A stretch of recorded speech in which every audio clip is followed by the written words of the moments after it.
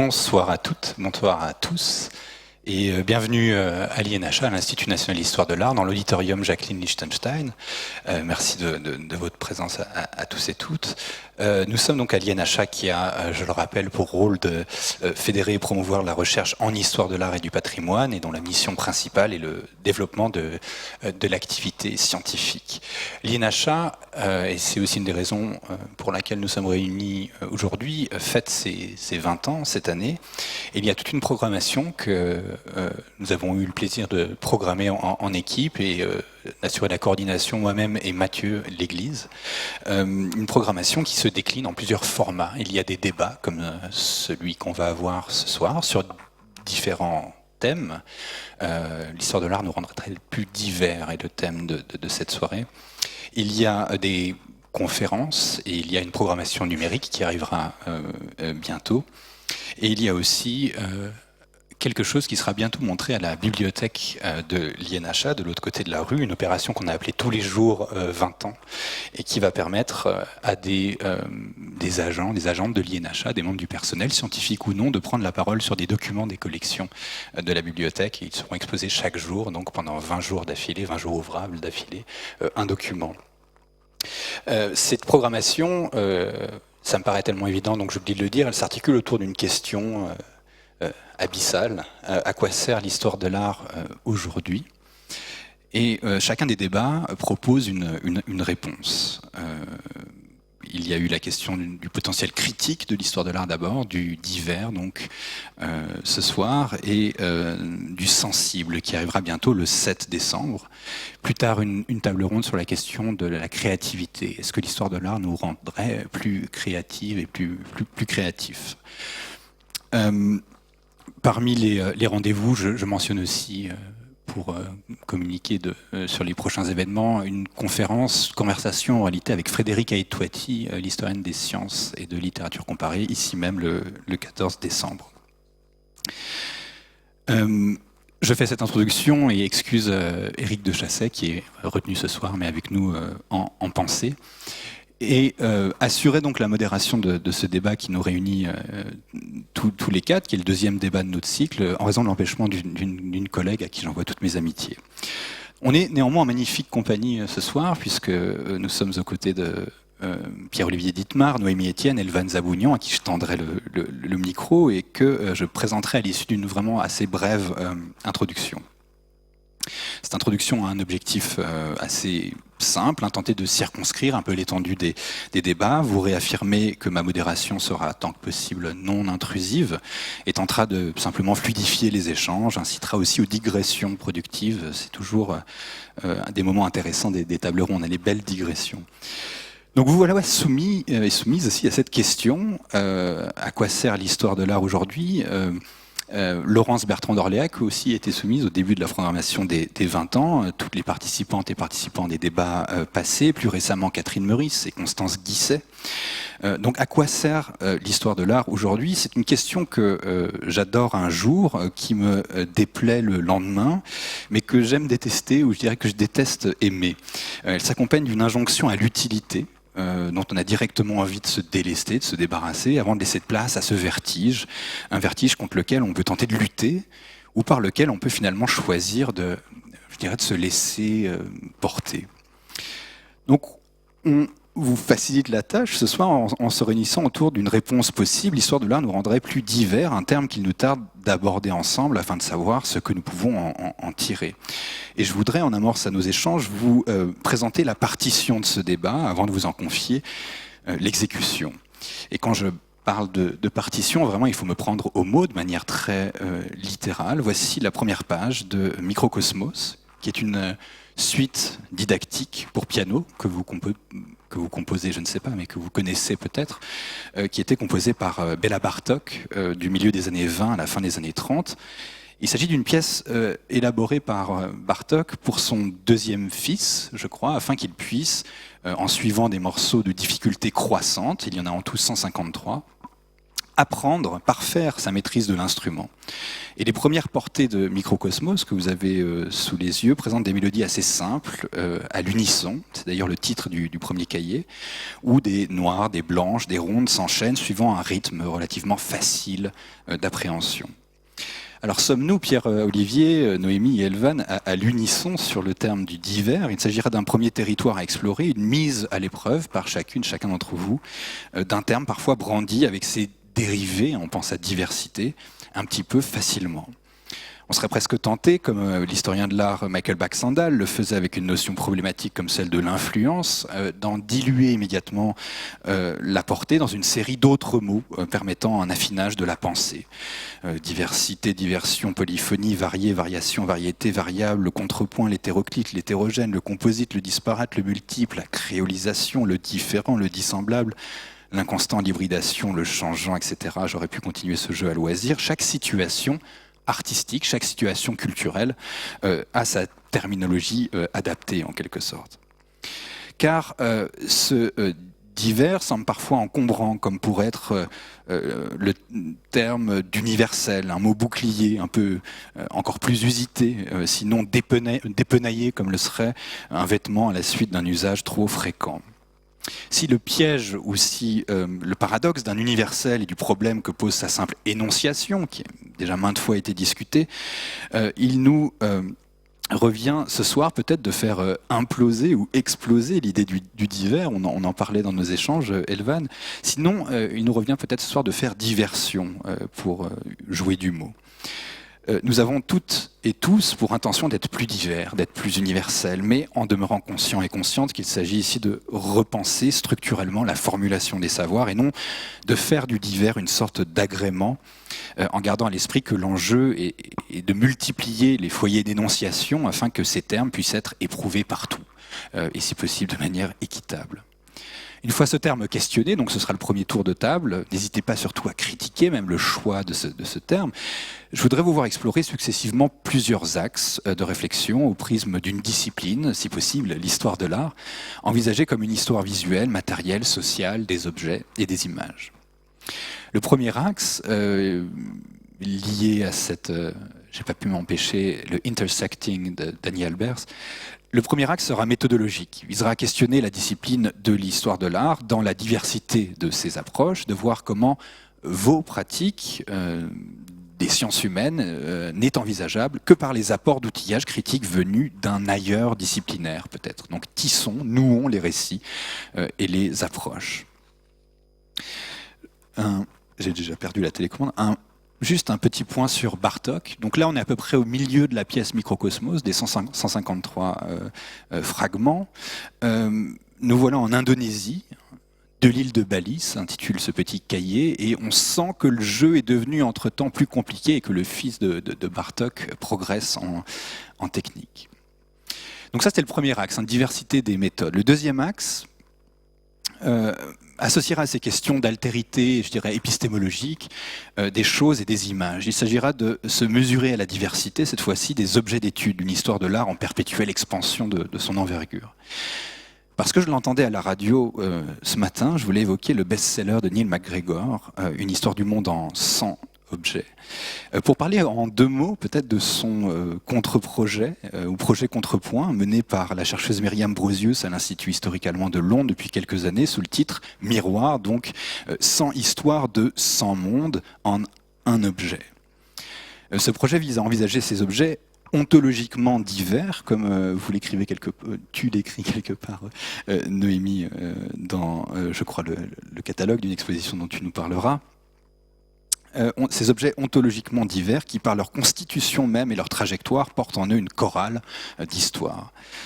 Au-delà du jeu de chiasme entre ce projet de radiophonique puis de livre et ce projet contrepoint, cette approche centrifuge partant de l'objet incite à re-regarder les choses en visant à une anthropologie de leur provenance, en croisant les approches. Je vis un petit peu dans l'obsession depuis ma rencontre avec lui dans une exposition préparée au Louvre par Philippe Malguir, d'un jouet rapporté de Vienne par Marie-Antoinette à 14 ans. C'est un objet d'ivoire, matériau voyageur par excellence, représentant un marchand voyageur, transportant des denrées voyageuses des Amériques et de l'Extrême-Orient. Derrière le petit personnage, donc qu'il porte en représentation dans sa caisse de colporteur, on voit donc ce petit personnage espagnol figuré sous l'inscription « Je n'espère plus rien, speranto mio niento ». Un navire en flammes derrière lie la figurine à la guerre de succession d'Espagne, un navire dont les ballots de marchandises lointaines flottent vers la côte. Donc à quoi sert l'histoire de l'art? Peut-être déjà un premier élément de réponse, à stratifier l'histoire, à voir ou revoir le monde dans un simple jouet. J'ai bientôt fini, juste pour mentionner un dernier axe, comment visibiliser le divers, comment rendre compte de cette polyphonie dans les travaux de l'histoire de l'art, dans les récits, dans les discours, dans les dispositifs muséographiques aussi peut-être. Préoccupation de l'INHA dans divers projets. Je mentionne au passage les travaux réalisés au sein du domaine Histoire de l'art mondialisé par Saïa Rahmani, qui présentait récemment dans la salle Labrouste les 2 volumes de sismographie des luttes, qui fait monde d'une collection de revues issues des 4 coins de la planète. Ou encore un séminaire, j'ai pris vraiment ce qui était là à ma portée et ce que j'avais immédiatement en tête, un séminaire hébergé par nos collègues du Centre allemand d'histoire de l'art sur la mise en exposition de la polyphonie qui caresse un petit peu les sujets que nous allons aborder ensemble. Bartók, suite et fin, retour sur les ritournelles bulgares dans l'ultime cahier de Microcosmos pour pianistes donc chevronnés, on est là au bout de la pièce, dans lequel les traditions du monde s'empilent par strates jusqu'à l'union ultime, tradition baroque, tradition classique, folklore planétaire, jazz que Bartók va plus tard, par ses voyages américains, intégrer à sa composition. Et Édouard Glissant, penseur du divers, dont vous parlerez mieux que moi, puisque vous référez parfois à ses écrits et sa pensée, Édouard Glissant admirait Bartók dans la musique duquel il décelait un tout-monde, celui d'une diversité capable d'accepter les différences, voire la notion de communauté, sans les condamner au repli. Et donc je vous propose en quelque sorte, en suivant Bartók, de suivre cette gradation et puis qu'on essaye de ressortir plus complexe, plus divers de ce débat que nous y sommes entrés. Pour ce faire, et là je vais vous présenter très brièvement et vous donner la parole. Je vais vous présenter dans l'ordre alphabétique. Pierre-Olivier Dittmar, historien, tu es historien, maître de conférence à l'École des hautes études en sciences sociales. Tu fais partie du groupe d'anthropologie historique de l'Occident médiéval. Et puis parcourir ton CV et tes publications, c'est un peu en soi faire une petite expérience du divers. On y croise des histoires de femmes et d'hommes, de mouches, de libellules, on s'imagine des odeurs, on voit des enluminures médiévales, on voit David Bowie aussi, oui j'ai bien lu. On s'y retrouve bien souvent plongé dans cette zone d'interface entre l'humain et l'animal aussi, qui sont 2 catégories que tes travaux s'affairent à resituer dans un temps long de l'histoire. Tu prépares actuellement, je ne vais pas citer toutes tes publications, tu prépares actuellement une publication, L'invention de l'animal, essai d'anthropologie médiévale, qui donnera suite à une série d'articles et de contributions sur la question du vivant dans sa diversité. Noémie Etienne, donc historienne de l'art, formée en Suisse, Zurich et Genève, avec un parcours qui t'a mené aussi aux États-Unis, à New York University et au Getty Research Institute de Los Angeles, et actuellement professeur en histoire de l'art de l'ère moderne à l'université de Berne. Et tes domaines de recherche concernent notamment beaucoup l'histoire des dioramas comme objet transhistorique et culturel. Et puis bibliographiquement parlant, cet intérêt se traduit dans un livre, Les autres et les ancêtres, les dioramas de Franz Boas et Arthur Parker à New York, publié en 2020. Une question de la question de l'altérité qui revient en force dans ce projet sur l'exotisme, avec les guillemets de rigueur, l'exotisme en Europe, un groupe de recherche devenu exposition au Palais de Rumine à Lausanne en 2020-21, qui était accompagné d'une série d'événements et flanqué d'une publication vraiment passionnante, Une Suisse exotique, point d'interrogation, regardez l'ailleurs en Suisse au siècle des Lumières, 2020. Tu as assuré la direction avec Claire Brison, Choniali et Étienne Wismer. Et revenant un petit peu sur d'autres voies de ton parcours, tu t'es aussi beaucoup intéressé à la matérialité, à la restauration, l'histoire de la restauration des peintures au XVIIIe et XIXe. Et tu co-animes, en ami de l'INHA et du laboratoire Invisu, avec Manuel Charpie, un séminaire sur les usages historiens des objets. Elvan, enfin, tu es professeur des universités au département d'histoire de l'art de l'université Rennes 2, membre de nombreux comités éditoriaux et scientifiques importants de la vie académique des domaines qui nous concernent. Ton travail sur l'histoire des arts africains-américains contemporains, publié sous le titre Black is a Color en 2004, t'installe dans un champ particulièrement important pour ta trajectoire, celui de l'art américain récent, des mémoires africaines et diasporiques, de la créolisation et des transferts culturels mondialisés. Des domaines interdépendants auxquels s'ajoute ceux de l'histoire de la performance, des mises en récit des corps, notamment via les questions du genre. C'est pour tes vastes connaissances de ces territoires de recherche, ainsi que pour tes contributions régulières, décisives, que ta présence parmi nous est essentielle. Permets-moi de ne pas lister l'ensemble de tes contributions. Ton CV dans la catégorie de ceux que l'on numérote. On numérote les entrées. Je signalerai simplement la parution récente de Decolonizing Colonial Heritage, New Agendas, Actors and Practices in and Beyond Europe, un ouvrage collectif où tu as contribué. Il est temps que je me taise et que je vous laisse la parole avec un premier tour de table, en fait, dont l'envie a surgi assez naturellement quand on a commencé nos échanges sur cette question du divers. Voilà. Elvan, comment as-tu reçu cette invitation et quelles ont été tes premières intentions intellectuelles ?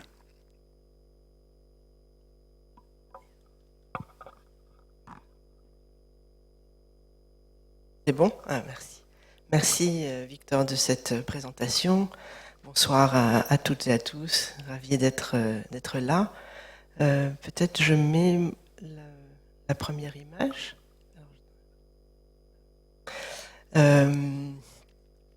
En effet, j'ai souhaité pouvoir présenter quelques images en lien avec cette question que je souhaitais prendre aussi au mot. L'histoire de l'art aurait les capacités à nous rendre plus divers. Et la construction de la phrase, alors tu citais, Victor, la question du genre sur lequel je travaille depuis plus de 20 ans, mais la construction de la phrase exclut le genre féminin en omettant le terme « divers ». Le sens du mot, une fois accordé, ouvre sans doute d'autres possibilités d'interprétation. Comment comprendre cette contradiction sémantique quand divers signifierait, dans l'usage privilégié pour l'intitulé de ce panel, une ouverture à la différence et à l'altérité, alors que la version féminine, diverse, balaie du revers de la main le potentiel du sujet en l'amenant vers le terrain de l'indéfini. Ne dit-on pas question diverse dans un ordre du jour ? J'ai souhaité en fait commencer par vous montrer quelle était pour moi, sans doute, l'origine de ce divers qui a été choisi dans l'intitulé de ce panel. Notamment, il me semble important de souligner l'ouvrage de Victor Segalen, Essai sur l'exotisme, une esthétique du divers, qui, reprise dans une version de poche, omet l'esthétique du divers pour ne devenir qu'un essai sur l'exotisme. Et Édouard Glissant, que tu as cité, Victor, précise dans son avant-propos, à cette introduction à une poétique du divers, qu'il se réfère très explicitement à Victor Segalen en choisissant ce terme de divers. Alors comment est-ce que Victor Segalen nomme ce divers, je le cite, « tout ce qui, jusqu'aujourd'hui, fut appelé étranger, insolite, inattendu, surprenant, mystérieux, amoureux, surhumain, héroïque et divin même, tout ce qui est autre, autre est avec une capitale, c'est-à-dire dans chacun de ces mots de mettre en valeur dominatrice la part du divers essentiel que chacun de ces termes recèle. » Quand Victor Segalen élabore cette esthétique du divers, on est dans une période au début du XXe siècle qui est bien évidemment très fortement liée à l'empire colonial français, qui est en une période d'extension et de domination.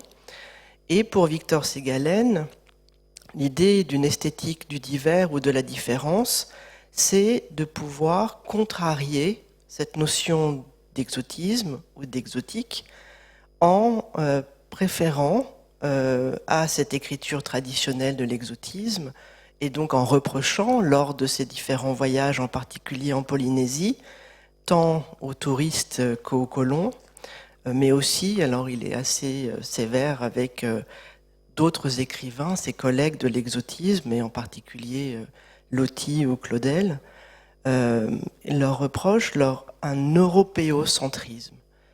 On aurait donc, en partant de quelqu'un comme Victor Segalen, l'idée que le divers s'opposerait à une situation qui serait européenne. Dans le même temps, quand Glissant va reprendre une poétique du divers, on voit, et c'est la page que j'ai choisie de photographier, page 25, il va le dire, la diversité, donc on est dans cette forme, disons, multiple de la définition qui peut être donnée. La diversité s'élargit de toutes les apparitions inattendues, minorités hier encore insoupçonnées et accablées sous la chape d'une pensée monolithique, manifestation fractale des sensibilités qui se reforment et se regroupent de manière inédite. Tous les possibles, toutes les contradictions sont inscrits dans ce divers du monde. Il mentionne ensuite l'exemple de la Martinique, que je vous laisse lire si vous le souhaitez, pour ne pas prendre trop la parole. Mais je voulais aussi revenir par rapport à cette notion du divers, le fait que cette notion soit privilégiée ce soir en l'isolant des autres notions discutées, critiques ou sensibles par exemple, souligne qu'il s'agit d'une question qui, au sens propre, pose problème. Il faut poser le problème de façon à faire jaillir les points saillants de ce qui, dans le divers, et je l'utilise entre guillemets, amène à des questions multiples et paradoxales. Cette notion terminologique que Victor a soulignée lors de son propos liminaire montre aussi que la question la terminologie, la façon dont on nomme, et quand on est au cœur des débats qui animent aussi non seulement la discipline de l'histoire de l'art, mais les sciences humaines et sociales depuis une année, on s'aperçoit que utiliser un mot particulier va l'inscrire aussi dans une certaine catégorie. Et c'est là le paradoxe du divers, puisque le divers, ce serait la possibilité d'accueillir la différence. Or, cette différence est aussi celle qui est écartée ou qui est inscrite dans une zone périphérique. Comme mon terrain est plutôt américain, incluant l'Amérique du Nord et la région caribéenne, en entendant le terme divers, j'ai immédiatement pensé à l'une de ces traductions anglaises qui est miscellaneous. Miscellaneous, c'est comme nous le rappelle le poète et musicien Gil Scott-Heron, la catégorie qui rassemble toutes les catégories que l'on ne sait où classer, exactement comme dans les bacs de disques. Alors je ne savais pas que, Victor, tu allais aussi partir d'une partition musicale, mais ça serait intéressant de pouvoir faire les liens. On voit bien que dans les bacs de disques, même par ordre alphabétique, quand on ne sait pas où classer les artistes qui sont concernés, on les met dans les bacs divers. Cette définition du terme miscellaneous, et donc je reprends en fait ce que Gil Scott-Heron affirme en 1994 avant de commencer son morceau Is That Jazz, où il dit les gens me demandent, Gil, on ne trouve pas tes disques. Et je réponds, mais si vous allez dans le magasin de disques, vous pouvez aller à gauche, puis tourner, aller à droite, et puis regarder sur l'étagère, et puis vous allez voir une boîte qui s'appelle Miscellaneous. Nous sommes divers. On n'est pas censé être divers, mais c'est ce qui est arrivé. Et donc, j'ai été voir la définition de jazz dans le dictionnaire, puisqu'il nous appelle à le faire. Et en effet, j'ai encadré similar but unspecified things, stuff. Donc, c'est-à-dire des choses qui sont similaires mais non spécifiées, des choses.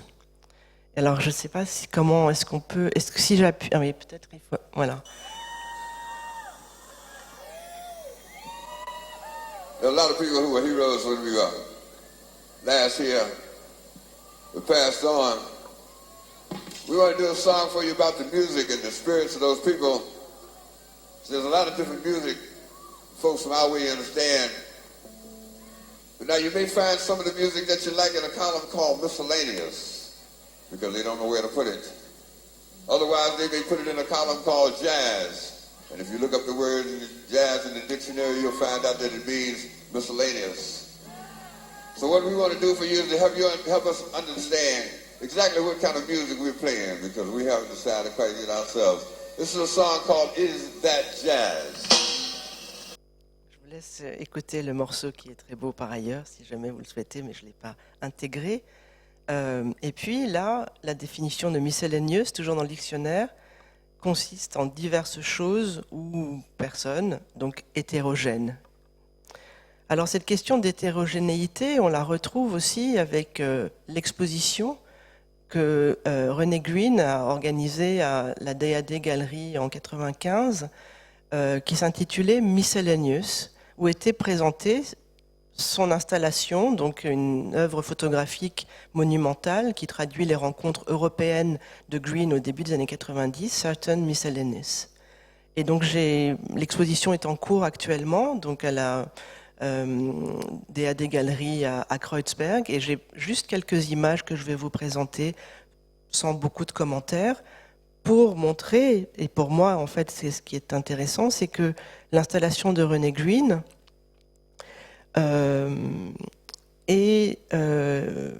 souligne la diversité des images et selon moi forme une collection, puisqu'on est en histoire de l'art et que la question de la collection est aussi intégrée au domaine du musée, une collection de données visuelles dont l'agencement fonctionne selon des dimensions variables, puisque le terme de spatio variabile est indiqué en jaune, donc autour de cette porte.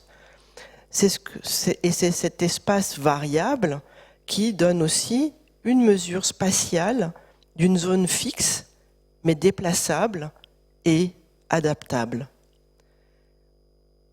Cette série donc de photographies encadrées, Certain Miscellaneous, c'est aussi une collection, quand René Green l'a conçue, elle s'est inspirée de Aby Warburg, et cette présentation d'Aby Warburg répond elle aussi à des dimensions variables, à un espace élastique en extension, hors catégorie, permettant la rencontre entre des reproductions, représentations de différents contenus qui seraient elles aussi des définitions possibles du divers. Voilà pour cette introduction, et puis je laisse le reste pour la discussion ou les échanges que nous pourrons avoir. Entendu, merci beaucoup. La télécommande peut circuler vers Noémie qui va avoir le contrôle de la présentation. Merci beaucoup. Je vais laisser de côté le débat sur l'écriture incluante et non inclusive qu'imposent les ministères à leurs organisations de tutelle. On en reparlera peut-être après, mais c'était une très bonne manière de rentrer en matière.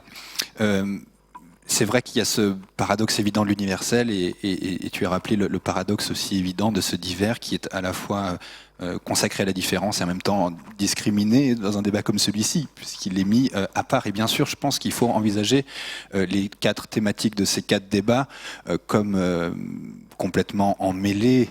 C'est comme si on paramétrait à chaque fois une des pistes un peu plus haut que l'autre pour faire saillir des points précis. Mais bien sûr, il n'y a pas le travail critique opère normalement dans tous les champs d'application de l'histoire de l'art, tout comme la sensibilité, tout comme l'attention à la différence ou au changeant, etc. Et enfin, un beau finish sur Aby Warburg, dont tu parles de l'Atlas de manière très très choisi, je veux dire, les termes d'élasticité, de ces rapports construits entre les images, bien loin d'une vision toujours souvent assez réductrice qui me peine de l'atlas warburgien comme une sorte de carambole de formes qui viendrait par évidence répondre les unes aux autres. C'est bien sûr plus compliqué que cela, et d'ailleurs les mystères ne sont pas tous percés. Noémie, tu veux intervenir sur ta manière à toi d'envisager ce terme ? Oui, bonsoir. Alors, je vais essayer de vous mettre une petite slide en plus, qui n'est pas la mienne. Moi, j'ai répondu à cette question de manière beaucoup plus prosaïque et beaucoup plus égocentrique. Alors, j'espère que ça vous conviendra. En essayant rapidement de résumer mon propre parcours et cette notion, que par ailleurs je n'utilise pas, mais qui m'intrigue et à laquelle je peux répondre, où j'ai des choses à dire. Peut-être pour commencer, moi j'ai été formée en histoire de l'art d'une manière très classique. J'ai fait mon mémoire de master sur la scène de Léonard de Vinci, donc pour vous dire, dans l'hyper légitime, c'était bien, hein, mais en grandissant, plus tard, j'ai eu un petit peu peur en fait de rater un certain nombre d'acteurs et d'actrices. J'avais envie de faire une thèse, j'avais envie de travailler sur le XVIIIe siècle, mais je ne me voyais pas faire un catalogue raisonné de Boucher. J'avais envie de décaler un petit peu le regard, et c'est une des questions de la diversité que peut-être on peut mettre sur la table. C'est une diversité, disons, sociale des acteurs et des actrices, et en fait, qui on regarde, de qui on parle. Donc c'est des choses qui sont travaillées en histoire de l'art, notamment avec la notion d'intermédiaire, donc depuis Chastel, et c'est-à-dire aussi une histoire de l'art, voilà, très classique. Mais je me suis intéressée aux restaurateurs d'œuvres d'art, comme Victor l'a dit, pour regarder d'autres gens. Des gens qui sont pas des artistes forcément, ou qui sont pas que des artistes, mais des artistes et des marchands et des copistes et des gens qui sortaient un petit peu de la légitimité artistique qui dans mon cas aurait été validée par une académie comme l'Académie royale de peinture et de sculpture. Donc j'avais envie de regarder autre chose. Je sentais le besoin ou l'intérêt ou la curiosité de regarder ailleurs. Et ce qui m'a amené à regarder des gens qu'on connaît pas forcément, des acteurs qu'on connaît pas forcément, pour des bonnes raisons aussi, hein, et qui sont pas au premier plan de la production, mais qui sont des gens qui réinterprètent, qui changent les œuvres et qui en fait ont un impact énorme sur les objets qu'on voit à l'époque et encore aujourd'hui. Et puis l'autre chose qui m'a motivée dans cette direction, c'est que, à mon avis, il y a aussi à souligner une diversité, non pas des objets, mais des objets comme processus, c'est-à-dire, il ne s'agit pas seulement d'accumuler, mais aussi peut-être, pour moi en tout cas, de dire qu'une œuvre change. On en voit une version, mais là vous voyez une œuvre très célèbre qui est La Charité d'Andrea del Sarto, mais en fait, ce que vous voyez aujourd'hui, c'est le résultat de 50 restaurations d'envergure qui vont à chaque fois transformer l'œuvre. Donc j'avais vraiment envie de réfléchir à cette diversité des œuvres ou impermanence des œuvres en tant que notre objet même, fut-il canonique, fut-il classique, il est en mouvement en fait, il n'est pas figé. Et la restauration, c'était pour moi une manière en fait de saisir ces transformations et de voir ce qu'on pouvait en dire. Après, j'ai passé à autre chose. J'ai fait un deuxième projet que aussi Victor a mentionné sur ces dioramas. Donc, je vous en montre un exemple qui pose différentes questions. Une des questions, c'est en fait, elle est où la limite avec un objet? Est-ce que mon diorama, c'est un dispositif? Parfois, on me parle de médiation. Est-ce que je peux le situer dans le champ artistique? Donc, il y a une question de définition, et puis il y a une question de création. C'est-à-dire que, en fait, donc j'ai écrit un livre, et j'ai dû faire les légendes de ces objets. Et pour légender ça a été un boulot en fait vraiment colossal. Non, mais parce que si on veut commencer à dire qui a fait quoi et nommer les gens, et pas juste dire tel anthropologue ou voilà. En fait, on travaille à faire ressurgir des acteurs, des actrices à nouveau. Si on veut faire une légende complète, hein, ce que je me suis bien gardée de faire dans cette slide, on multiplie en fait les parties prenantes, et c'est aussi quelque chose qui pour moi est intéressant en termes de diversité. C'est aussi la multiplicité des créateurs ou des créatrices, et essayer de la faire ressortir. Et évidemment, on peut se demander pourquoi la faire ressortir ou pourquoi pas. Je pense que dans cette question de diversité, il y a une question d'historiographie, de mémoire, et je pense que ça a été déjà évoqué en fait. C'est qui parle, alors on peut se poser la question, et de qui on parle. Dans mon projet sur les dioramas, j'ai essayé de mettre en évidence des personnes ou des voix ou des objets qui étaient pas, et qui sont toujours pas au centre de l'histoire de l'art. Je vous ai amené trois images. La première, c'est un anthropologue amérindien, donc d'origine, on dit Haudozonais maintenant, donc c'est le terme pour Iroquois, qui s'appelle Arthur Parker, qui a fait les dioramas ou qui a participé aux dioramas que je vous ai montrés. Et j'ai beaucoup travaillé sur lui aussi pour partir un petit peu dans d'autres directions que les directions plus classiques. Ça pourrait être, je sais pas, Rivière en France ou Franz Boas aux États-Unis. Voilà, c'était vraiment bon, j'ai eu la chance en fait de tomber sur lui, mais j'avais envie de creuser. Et puis après, il y a une diversité d'objets. Je vous montre des plâtres peints qui sont au Musée d'histoire naturelle de New York, dans la deuxième image. Alors déjà, il y a toute une réflexion sur qu'est-ce que le moulage, qu'est-ce que ce genre d'objets anthropologiques font dans l'histoire de l'art, à l'histoire de l'art. Et puis ensuite, pour moi, il y avait la question de, ok, mais c'est des gens en fait, il y a des vrais gens derrière. Donc essayer de comprendre, essayer de retrouver dans les archives, et en fait c'est assez difficile, en tout cas dans certaines archives papier. Après, si on élargit ce qu'on appelle archives et qu'on parle aux gens, qu'on regarde les objets, on retrouve des voix, et j'ai pu le faire. Et le troisième cas, c'est en fait, une personne qui était dans le diorama que je vous ai montré. Donc c'est un des moulages. Qui est maintenant, tout a été démantelé, tout a été jeté parce qu'en fait ces dioramas sont jugés politiquement incorrects, et c'est peut-être aussi un sujet dont on veut parler, de qu'est-ce qu'on montre et où sont les limites aussi d'une forme un peu peut-être de violence avec des sujets sensibles comme un génocide, puisqu'en fait ce qui s'est passé en Amérique du Nord c'est un génocide. Et pourtant cette poupée ou ce mannequin, il a été récupéré par les communautés amérindiennes que j'ai pu rencontrer et qu'il adore, et qui lui ont redonné le nom de la grand-mère parce qu'en fait c'est les vrais cheveux, c'est un vrai moulage sur nature, c'est une couleur de peau pour eux, c'est en fait devenu encore autre chose, et c'est un témoignage pour eux de leur grand-mère, de leur ancêtre. Donc c'est des objets hyper problématiques que moi j'hésite des fois à montrer, et en même temps qui sont investis de beaucoup de sens et aussi le potentiel, je pense, pour la discipline d'ouvrir sur des sources orales qu'on n'inclut pas toujours. Et puis je montre juste brièvement deux images, l'une liée à l'expo que proposait, dont parlait Victor, et qu'on pourra rediscuter si ça vous intéresse. Peut-être juste dire deux choses. D'abord, je vous ai montré le montage aussi, parce qu'une des questions que moi je me pose, c'est aussi à qui sert l'histoire de l'art ? À qui elle sert dans le sens de quelles sont les hiérarchies, quels sont les non-dits, quelles sont les valeurs qu'on réaffirme ? Et aussi, en fait, qui va voir, qui s'intéresse, qui lit, qui regarde. Et franchement, je pense que c'est pas énorme. En tout cas, moi, mes livres, je suis pas sûre que ce soit des succès planétaires. Donc, du coup, on avait vraiment envie de proposer une expo pour adresser les questions en termes aussi de public. Et j'ai mis une image du montage pour vous dire que, en fait, on n'a pas fait l'expo toute seule. Hein. J'ai mon nom sur l'affiche, je suis bien contente, mais j'ai travaillé avec une équipe, j'ai travaillé avec des étudiants, j'ai travaillé avec des corps de métier, j'ai travaillé avec des conservateurs-restaurateurs, j'ai travaillé avec des scénographes, voilà, j'ai travaillé avec des peintres. Et on a montré beaucoup d'objets différents sur lesquels je ne vais pas m'étendre, mais qui permettent aussi de dire encore une chose de la diversité des médias, comme on dit, donc peinture, sculpture, architecture, mais aussi, par exemple, et ce sera ma dernière slide, nous on a inclus dans notre expo des objets des sciences naturelles. Puisque toute une partie de la réflexion est portée sur la Suisse et qui était parti de Suisse et qu'est-ce qu'on avait ramené. On s'est intéressé à un objet comme celui que vous avez à gauche.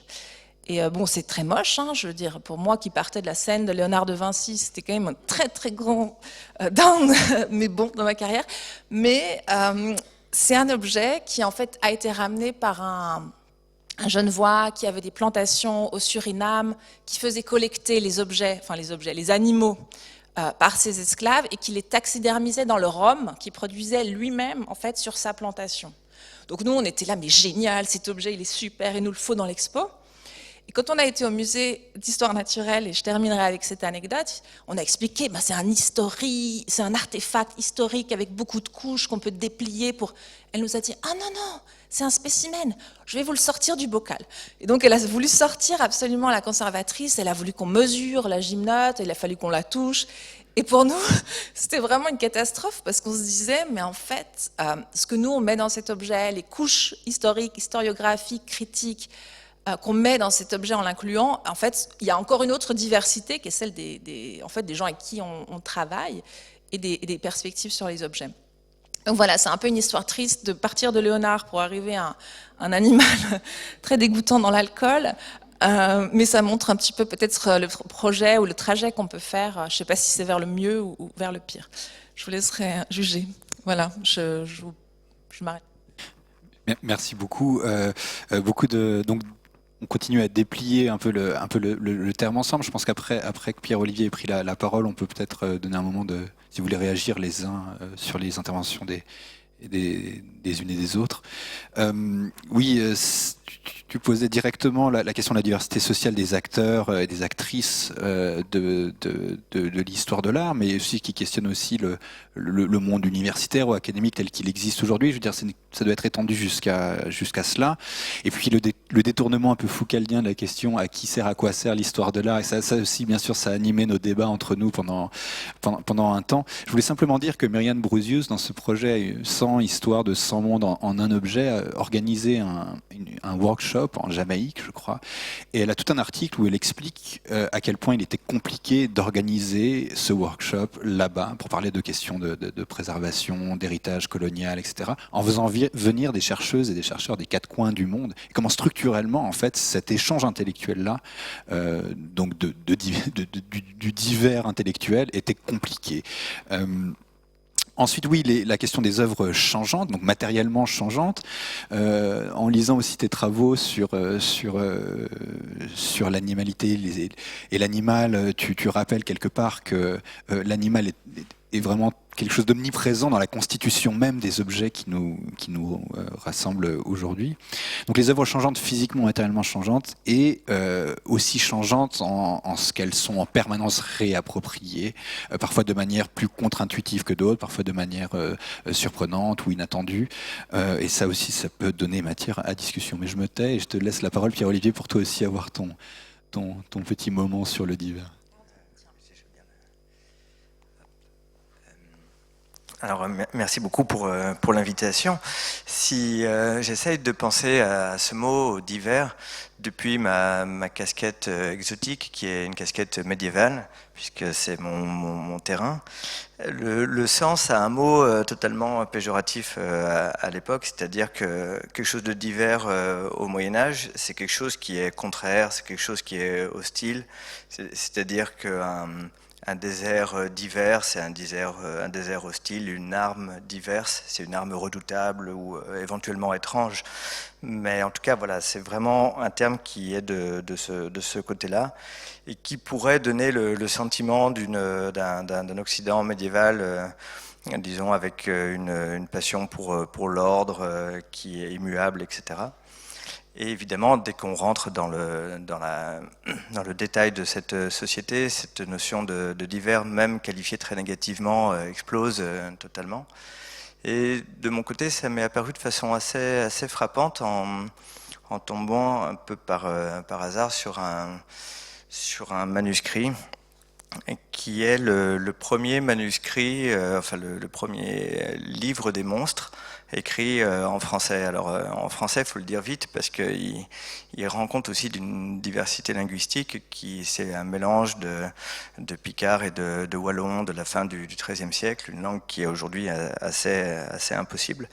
Et avec une collègue, Maude Pérez-Simon, on s'est mis en tête de traduire ce livre des monstres. Et il est assez frappant par sa violence. C'est un texte qui est extrêmement révolutionnaire, extrêmement obscène par certains aspects, et qui décrit toute une série de comportements, de monstres exotiques, avec des comportements horribles, des cannibales comme c'est le cas ici. Mais finalement, cette diversité attendue, il la retourne à chaque fois pour finalement adresser au lecteur une autre monstruosité, de se dire que finalement les véritables monstres sont les lecteurs qui sont en train de lire ce texte. C'est-à-dire que dans cette image, par exemple, il dit ben voilà, les vrais monstres, c'est ceux-là, qui correspond exactement aux gens qui avaient le manuscrit entre les mains. Et alors, qu'est-ce qui est en jeu avec ce type de discours? Il dit à propos de ces gens-là, vous qui lisez ce manuscrit, vous les nobles, vous êtes pires que les cannibales que l'on vient de voir avant, parce que eux, ils ont la décence de manger de la chair morte, mais vous la mangez vive, parce que vous engraissez au fur et à mesure que vos paysans maigrissent, donc vous mangez de la chair vivante. Alors, ce qui est en jeu derrière tout ça, c'est aussi des questions de l'histoire de l'art, parce que ce que nous dit ces anonymes, j'y reviendrai, c'est d'abord une critique d'une forme de rapport entre l'essence et les apparences, de déconnecter, disons, les deux, ce qui pour lui semble être la vraie monstruosité, n'est pas en lien avec l'apparence physique des différents peuples qu'il peut y avoir autour de la Terre. Et il invite à cette interrogation sur les apparences qui s'imposent à chacun. Et puis surtout, il y a quelque chose d'autre derrière ce texte, c'est que tout le texte est basé sur un jeu de montage extrêmement fin entre le poème, parce que c'est un poème, et les images. Et alors, on est typiquement face à des objets qui rejoignent les questions que Noémie a présentées auparavant, c'est de se dire de qui parle-t-on ici, qui est l'auteur de cette proposition artistique. Et on est obligé, si on regarde l'objet dans son détail, de postuler un collectif qui a travaillé épaule contre épaule avec quelqu'un qui a composé ce poème, quelqu'un qui a dessiné ces images, et l'intrication entre les deux suppose une intimité extrêmement forte, mais aussi une troisième personne qui a fait les couleurs et qui souvent est en contradiction avec les deux premières. Et puis ça ne s'arrête pas là, parce que ce manuscrit, qui est aujourd'hui isolé, qui a un titre qu'on lui a donné après coup, était en fait dans un recueil qu'on a pu recomposer quand on regarde la matérialité de l'objet. Et ce livre des monstres était associé à un traité de médecine, il était associé à un roman de chevalerie, il était associé à un bestiaire. Et donc on avait un objet énorme, un manuscrit qui faisait 1 millier de pages, et qui sans doute articulait, puisqu'il y a des échos entre ces différents livres, de façon extrêmement trouble, la façon dont on peut percevoir les monstres d'Orient, la façon dont on peut s'occuper de ses cheveux, la façon dont on peut aimer les romans d'aventure. Et là, il y a une faculté à créer du divers dans cette société médiévale, très marquée par ces analogies entre ces mondes extrêmement variés, qui est absolument sidérante dans ce genre d'objet. Alors, je dirais que voilà, c'est le genre d'objet qui me pousse à avoir un divers voilà, qui est consubstantiel à cette société, qui n'a rien à voir avec celui qu'on éprouve aujourd'hui. Mais alors, si je prends la question d'un point de vue plus méthodologique, comme tu nous invites à le faire, alors là, je dois dire que d'un point de vue plus personnel, c'est une question presque existentielle, dans le sens où dans ce qui a été mon parcours, j'ai été constamment en train de naviguer entre une formation en histoire de l'art, en histoire, en anthropologie. Et j'avais cette phrase de Lévi-Strauss en tête quand on lui demandait pourquoi il avait quitté la philosophie, où il disait j'en avais marre de la sudation au milieu clos. Et j'ai vécu beaucoup avec cette phrase qui m'a aidé à aller chercher de la diversité. Et alors, pour vous donner un exemple de ce genre de travail qui m'a poussé à chercher des comparables, j'ai travaillé avec une anthropologue qui s'appelle Sandra Révolon, qui a travaillé sur ces objets des îles Salomon, donc en Océanie, qui sont des objets avec des inclusions de nacre dans du bois noir. Et ce qui est intéressant avec sa démarche d'anthropologue qui s'intéresse à des objets, c'est qu'elle ne va pas faire l'histoire de l'art de ces objets-là. Ce qui va être son objet, c'est une qualité qui est présente dans cet objet, qui est l'iridescence, c'est-à-dire la façon dont va refléter la nacre au sein de ces objets extrêmement sombres, qu'elle met en relation avec toute une série d'artefacts qui existent dans les îles Salomon, donc dans les coquillages, mais aussi dans les reflets de la mer le soir, dans la peau des bonites. Et cette qualité, l'iridescence, a dans cette société un statut extrêmement particulier qui a la faculté de rappeler l'âme des ancêtres, l'âme des morts. Et j'ai été extrêmement frappé par sa façon d'articuler ces différents objets, ces éléments naturels, ces poissons, ces nuages, etc., qui faisaient sens pour cette société, en faisant l'histoire non pas d'un objet ou d'une série d'objets ou d'un artiste, mais plutôt d'une qualité de la matière. Et c'est quelque chose qui, en retour, m'a permis de voir de façon tout à fait différente et beaucoup plus riche les effets de lumière dans l'architecture romane et gothique, entre les effets d'ombre et de pénombre, notamment dans le travail des vitraux, des ornements en or, etc. Donc je dirais que c'était cet aspect-là, mais est-ce que vous voulez que je vous présente aussi un petit objet en plus ou... On va poursuivre la discussion, tu auras toute l'occasion de le faire, je pense. Saisis le bon moment et n'hésite pas à le dire.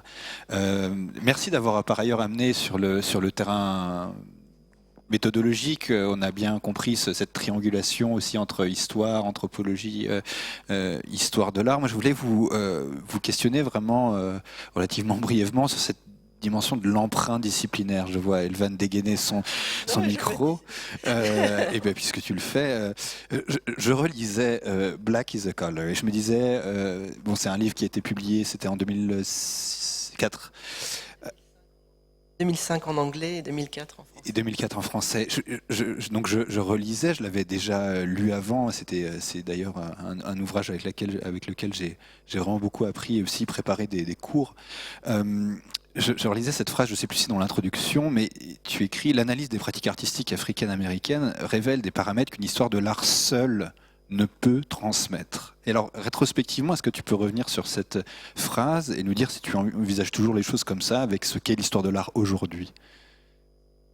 Merci Victor, c'est une bonne question. Je n'ai pas abordé la méthodologie là, dans cette première présentation, mais il est évident en écoutant mes collègues aussi, la question de l'anthropologie, de façon absolument voulue, je l'ai exclue, par exemple, de mon travail d'historienne de l'art. Et je me suis plus rapprochée de l'histoire politique, de la philosophie, de l'histoire culturelle, en particulier des États-Unis, puisque travaillant sur les artistes africains-américains dans le contexte des États-Unis, je voulais privilégier une approche d'historienne de l'art, mais dans le même temps, il était impératif de réfléchir à l'histoire, en particulier en remontant à la période de l'esclavage. Et c'est intéressant d'écouter Noémie présenter cet animal qui était, par exemple, taxidermisé dans le Rhum. Et moi, ce que j'ai entendu au-delà de cet objet, certes un peu dégoûtant, qui était présenté, c'est le fait que ça vient du Suriname, que c'est d'une plantation d'esclaves, et que c'est sans doute lié aussi à ce qui se jouait sur cette plantation au Suriname. Et je pense que l'histoire de l'art permet d'intégrer ce genre d'éléments dans l'analyse des objets qui sont présentés dans le cadre, par exemple, d'une exposition. Donc, de la même façon, la question anthropologique qui vient d'être soulignée, je trouve ça magnifique, cette idée de qualité de l'iridescence, la manière dont on peut faire du reflet le lien entre une spiritualité, la question aussi qui touche à l'animisme, la manière dont le reflet, c'est aussi le reflet sur la mer, la façon dont les peintres ont pu représenter ce reflet, mais aussi cette idée d'âme des ancêtres.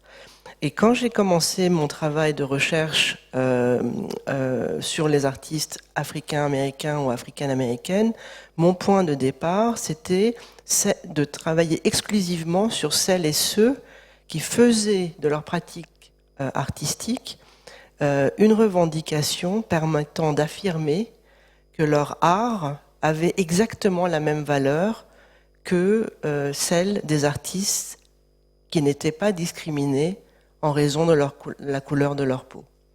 Et en fait, mes hypothèses de départ, c'était de voir de quelle façon on pouvait, grâce aux arts visuels, puisque c'était principalement, même si j'ai inclus la performance, grâce aux arts visuels, de quelle manière est-ce que une analyse et une étude de ces pratiques et de ces productions me permettait ou leur permettait de rendre visible leur invisibilité, et cette invisibilité était avant tout une invisibilité propre au racisme, de l'histoire de l'art aux États-Unis, mais aussi du racisme tout court dans un pays comme les États-Unis. Et ce racisme étant, bien sûr, issu d'une longue histoire qui remonte à la période de l'esclavage, à la traite transatlantique, au commerce triangulaire, etc. Et donc, en fait, quand je disais ça à l'époque, c'était aussi pour justifier le fait que j'ai fait une thèse en histoire, parce qu'il m'était impossible de trouver au sein de l'histoire de l'art ce qui m'aurait autorisé à réfléchir et à analyser ces objets. Mais je pense qu'aujourd'hui, donc 20 ans plus tard, presque 20 ans plus tard, ou 15 ans plus tard, ou voilà, presque 20 ans plus tard, à partir du travail que moi-même j'ai fait dans le cadre pédagogique, dans le cadre de la recherche, je me dis que c'est seule l'histoire de l'art qui me permettrait aujourd'hui. Je revendique l'histoire de l'art comme un élément très très très important de mon approche. Et pour rebondir sur la question de l'anthropologie, en général, moi j'ai déjà entendu des choses en disant on ne peut pas parler de Jean-Michel Basquiat avec uniquement l'histoire de l'art. Il faut intégrer l'anthropologie. Alors je demandais mais pourquoi est-ce qu'il faut intégrer l'anthropologie ? Parce que les origines portoricaines et haïtiennes, et puis voilà, c'est ce qu'il représente ou le style qu'il adopte, nécessiterait d'avoir des outils anthropologiques pour comprendre ce qu'il fait. Ce avec quoi je suis en complet désaccord, par exemple. Et souvent, et je pense que ça c'est dans la lignée des sciences humaines et sociales qui s'inscrivent aussi dans un rapport soulignant la différence tout simplement ethnique ou raciale, qui fait que celles et ceux qui seraient d'origine d'autres continents que l'Europe ne peuvent pas être appréhendés avec une histoire de l'art pure comme celle qui aurait été conçue du point de vue européen. Et d'ailleurs, moi-même, j'ai eu des attaques d'historiens de l'art français au moment où j'avais terminé mon travail doctoral, me disant que je devais avoir moi-même des problèmes d'identité si je travaillais sur les Noirs. Donc il y avait aussi cette question du divers, où ce n'était plus ni une esthétique ni une poétique, mais le divers, c'était aussi de mettre dans une catégorie qui allait souligner la différence. Et ce qui est intéressant, c'est qu'aujourd'hui, 20 ans, 30 ans plus tard, on voit comment est-ce que la réception de l'art africain-américain ou de la question de l'art de la diaspora africaine est au cœur aussi des débats pour le marché de l'art. C'est ce qui s'est passé avec l'assassinat de George Floyd a révélé une visibilité soudaine au sein des musées, au sein le National Gallery qui va révéler le nom des personnes qui sont inscrites ou qui étaient liées à l'histoire de l'esclavage. De la même manière, cette exposition très intéressante sur l'esclavage qui a eu lieu au Rijksmuseum, qui s'est terminée cet été, où là, les objets, un peu comme ceux qui ont été présentés par mes collègues, nécessitent une nouvelle analyse et un nouveau récit, de nouveaux récits. Mais est-ce que ce sont vraiment des nouveaux récits ? Je pense que ça serait tout simplement une manière de décloisonner toute l'histoire de l'art au sein de laquelle nous avons toujours été immergés. Et donc cette question classique, donc la scène de Léonard, je pense qu'on peut très bien parler d'autres artistes qui ne sont pas inscrits dans cette même histoire. Et moi, pour moi, c'est toujours très troublant de me rendre compte que Léonard de Vinci est né exactement à 2 années près au moment où la traite négrière a été validée par le pape Nicolas V, qui a autorisé la traite des Africains. Donc on est exactement dans la même temporalité. Je pense que ça, c'est le travail aussi de l'histoire et des historiens de l'art. Je retiens l'idée d'une revendiquer l'histoire de l'art et on t'accompagne là-dessus. Ce qui m'a frappé en t'écoutant, c'est l'idée que déjà il faut faire avec toutes les assignations de toutes sortes, mais en plus il faut faire avec des assignations méthodologiques. On retombe aussi dans le complexe un peu magicien de la terre et que ça, ces manières de vouloir voir quelque chose absolument. Et je relisais dans cette anthologie qui vient de paraître autour de la définition de l'art africain contemporain. À nouveau tous ces débats et je les connecte avec ce que tu viens de dire. Je vais par reflet ou par iridescence ou je sais pas comment te redonner la parole, Noémie, et rester sur la question juste de ces décloisonnements. Je reprends une phrase que tu écris sur les dioramas, mais tu peux l'étendre peut-être aussi à ton travail autour de l'exotique. Tu écris que les dioramas, tout simplement, sont des objets qui questionnent les limites de l'histoire de l'art. Bon, tu en as déjà parlé un petit peu. Mais penser, alors j'essaie d'étendre ma question parce qu'elle était prévue à l'avance, penser l'exotique, est-ce aussi une nécessité toujours de repousser ces frontières disciplinaires-là? Alors, moi je suis pas trop puriste en termes de méthodologie. Je suis peut-être pas assez sophistiquée pour ça. Je vais un peu où mes objets me poussent, où les rencontres avec les gens me poussent. Je travaille avec des historiens, j'ai beaucoup travaillé avec des sociologues, qui ont été pour moi toujours hyper motivants.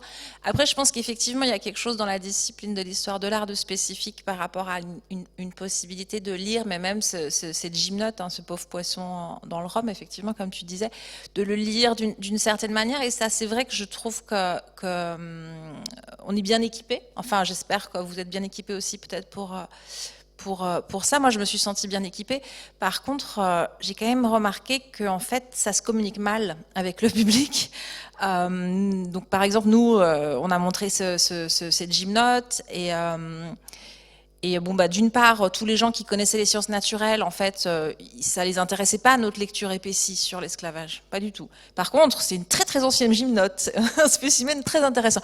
Donc j'ai aussi remarqué un peu que c'est pas évident, en fait, de communiquer ce regard qui finalement est tellement formé, qui est beau parce qu'il dévoile de la complexité, mais qui est aussi un peu les gens en fait, en tout cas, dans une exposition, moi, mon expérience, c'est que c'est des regards qui restent assez fermés, assez cloisonnés, assez équipés, mais aussi difficile à transmettre. Et puis sur les objets, moi, j'ai toujours d'abord commencé par des choses sur lesquelles j'avais envie de travailler, comme les dioramas. Et c'est ensuite, en fait, aussi dans la confrontation avec des pairs, où on me disait, non mais bon, la Noémie, déjà tu nous as fait les femmes de ménage du Louvre, maintenant c'est quoi encore son truc, voilà, et que c'est je suis d'aujourd'hui, mais j'entends encore des choses comme ça, donc je pense qu'il y a quand même encore et puis après, j'entends aussi des gens qui me disent, bien sûr, c'est lié à l'histoire de la photographie, c'est lié à l'histoire de la sculpture, c'est voilà. Donc je pense qu'il y a des objets qui, en tout cas moi, qui m'attirent, et qui après, en fait, me demande de m'entourer, de connaître d'autres choses, et puis parfois de me confronter aussi à des gens qui sont un peu pas sûrs en fait de la légitimité. Mais c'est pas grave, je vous encourage à le faire. Mais c'est vrai que voilà, on est dans un milieu, une communauté qui a des alors et puis peut-être la dernière chose à dire, c'est aussi quelque chose qui va sans doute tourner autour de cette table, c'est que quand on est en tant que femme blanche européenne qui arrive aux États-Unis et qui travaille sur néanmoins un génocide et qui est le génocide amérindien, au début, on a quand même aussi un peu des réticences. Les gens vous disent, t'es sûr que tu veux faire ça? Parce que voilà, il y a aussi des questions à se poser, mais qui sont des bonnes questions. Et je sais qu'on n'est pas toujours d'accord avec mes collègues, mais qui peut parler de quoi? Et est-ce qu'on fait du mal aussi, ou est-ce qu'on pas seulement à la discipline, mais aux gens en montrant ces images? Moi j'ai confiance même cette gymnote. Moi, j'ai confiance à l'idée qu'on peut montrer, qu'on peut expliquer, qu'on peut justement dérouler les objets grâce à l'histoire de l'art pour refaire sortir leur complexité. Mais j'ai aussi conscience que mes objets sont parfois limites au sens il pose des questions liées à une violence que j'ai pas envie de répéter. Et pourtant, je les montre, et pourtant, j'en parle. Et voilà. Donc, c'est des vrais des problèmes et que je rencontre très, très souvent, en fait, et pour lesquels j'ai pas vraiment de solution. Voilà. Merci. Je crois qu'il n'y a pas un jour dans cette maison ou à la bibliothèque que moi je fréquente du coup au quotidien où on ne parle pas de cela, hein, de montrer, ne pas montrer, etc. Et quelle chance en fait d'avoir en fait ce débat en permanence parce qu'on questionne vraiment le cœur de ce qu'est une image et de leur pouvoir et des affects. Et moi, en tant qu'enseignant aussi, j'essaie d'être compréhensif, délicat à l'écoute de ce qui se passe là. Parce que c'est une chance aussi pour l'histoire de l'art qui doit se confronter bon, c'est un autre débat. Pierre-Olivier, sur les questions méthodologiques, tu en as déjà dit. Moi, je voudrais juste rester avec le bocal. On ouvre le bocal et on regarde l'animal étrange. Et sur la question du divers, quelque chose m'a frappé en te lisant. Dans tes travaux qui élargissent donc à la question du vivant, tu évoques notamment des fables médiévales dans lesquelles les animaux sont réduits à des bestiaires, se voient affublés de qualités morales qui sont calquées sur l'humain. Et tu qualifies, et je vais juste retenir ce terme pour te poser une question dont je n'ai aucune idée de la direction qu'elle prend, mais tu qualifies des animaux de réduits à des choses qui seraient pauvres en monde, et tu l'écris avec des tirets entre chacun des mots, ce qui me semble un opposé du divers. Est-ce que tu peux revenir là-dessus, cette idée de donner plus de volume à l'animal, et ça rejoint aussi ce qu'écrivait Noémie quelque part sur cette idée de donner du volume et de l'épaisseur aux choses et aux images. Est-ce que c'est une question qui ressemble à quelque chose, Pierre-Olivier ? C'est une question qui ressemble à quelque chose. La question de l'animal pauvre au monde, en fait, ça faisait référence, j'aurais peut-être dû l'expliciter, à une phrase de Heidegger qui effectivement dit que l'animal enfin, l'homme a un monde, l'animal est pauvre en monde, et la pierre n'a pas de monde, et qui a une vision, disons, très, très, très critique de l'animalité. Et en effet, ça rejoint les questions qui se sont posées dans d'autres domaines par mes collègues, mais prendre au sérieux les existences animales, la place qu'elles peuvent jouer, on l'a vu là à l'instant, dans les interactions avec les humains, dans la production d'artefacts, d'objets, c'est une façon aussi de donner un peu de voix à ceux qu'on a fait taire, à des formes de vie, disons, qu'on a réduites au silence. Donc il ne s'agit pas de faire parler directement les animaux, de parler pour eux, mais d'être attentif aux interactions qu'il peut y avoir, à ce que ça suscite. Et à ce titre-là, du coup je saisis au bon, je me suis intéressé à une production qui ici est présente dans un objet de luxe, puisque c'est les traits régisseurs du duc de Berry, mais on devine, d'ailleurs à quelques mètres d'ici, puisque là on est devant le Louvre, un objet qui est cet épouvantail, qui est une des plus vieilles représentations, quasiment unique, d'épouvantail que l'on connaisse. Et voilà une question qui s'est posée à moi. Je me suis dit, si on s'intéresse à des productions d'images de la part des 90% de la société médiévale, qui étaient des femmes et des hommes qui travaillaient la terre, ben ces gens-là ont fait des images pour dialoguer avec des animaux, et notamment ces épouvantails qui sont apparus à ce moment-là. C'est une création médiévale. En fait, il y a deux épouvantails dans cette image. Vous voyez ces fils sous lesquels sont accrochées des plumes. Ça, c'est des épouvantails antiques. Et il y a ce nouvel épouvantail qui est anthropomorphe, qui est une vraie figure, qui est là pour dialoguer avec les oiseaux. Alors on peut se dire, ça s'inscrit dans quelque chose de très pragmatique, extrêmement simple. Mais derrière cette question de dialoguer avec les oiseaux, par des objets, par des images, il y a une question fantastique de se dire, voilà, est-ce qu'il y aurait une possibilité par le travail de l'art, par les artistes, d'avoir des relations avec l'environnement qui soient plus fécondes, qui soient moins agressives. Et ça rentre aussi dans une question d'histoire de l'art assez longue, puisque ce fait de prendre les animaux comme juges d'une œuvre d'art, de l'efficience d'une œuvre d'art, ça renvoie évidemment à Zeuxis, qui effectivement fait des oiseaux les juges ultimes de la qualité du peintre. Donc il y a toute une archéologie, disons, de ce dialogue interspécifique qui est remonté. et qui devient assez vertigineuse quand on remonte jusqu'à la Bible, où on a une série de textes sur les épouvantails. Et je dirais que dans toute l'histoire de ce médium, il y a une chose qui est récurrente, c'est que tout le monde dit que les épouvantails, ça ne marche pas. Ça ne sert à rien, que les oiseaux ne sont pas effrayés, que les oiseaux s'assoient dessus, etc. Alors évidemment, c'est un peu décevant si on voulait faire des épouvantails une solution à l'industrie agrochimique et disons, voilà, dialoguer avec les animaux par des œuvres d'art. Mais en même temps, eh bien, on a une question qui devient plus une question d'histoire de l'art. Pourquoi on a fait ces objets, pourquoi on a fait ces images, alors que justement, tout le monde nous dit qu'ils ne servent à rien. Et ces objets sont faits par des femmes et des hommes, encore une fois, à qui on a peu donné la parole. Et effectivement, là, on a quelques artefacts qui nous restent. Celui-là est conservé au MUSEM. Mais si on creuse la question, on se rend compte que ces objets servent un peu. C'est-à-dire qu'ils servent pendant 2-3 jours au moment des semailles à effectivement éloigner les oiseaux. Mais après, on les conserve dans les champs comme des souvenirs. C'est-à-dire que c'est un objet mélancolique, c'est la trace, le souvenir d'un dialogue qui a eu lieu entre les humains et les animaux. Et cette façon de penser le souvenir de ce dialogue, c'est quelque chose qui existe aujourd'hui, qui a été repris récemment par Philippe Ken dans sa pièce qui tourne actuellement, Femme fatale, qui fait de la condition épouvantail, disons, un des symboles, si l'on veut, de la condition contemporaine dans un monde où il n'y aurait plus d'oiseaux, où les épouvantails seraient au chômage à cause de la 6e extinction, et qui deviennent des pures figures de la mélancolie, qui auraient traversé l'histoire occidentale jusqu'à aujourd'hui. Et là, je dirais que voilà, je ne sais pas si j'ai vraiment répondu à ta question, mais il y a un objet qui m'a embarqué, où j'ai essayé, disons, de me laisser diversifier par les questions que posait ce dialogue entre les espèces. Voilà, parce que de prendre au sérieux la question du dialogue avec les animaux peut nous faire. Mais... Merci beaucoup. Je suis satisfait de la réponse dans le sens où je ne sais même plus quelle était ma question. Oui, je trouve qu'il y a quelque chose qui se joue d'assez intéressant, non seulement dans la diversité des objets d'études, de l'histoire de l'art, etc., mais aussi dans la manière de la restituer, de la transmettre, c'est-à-dire de trouver un sujet qui paraît incongru.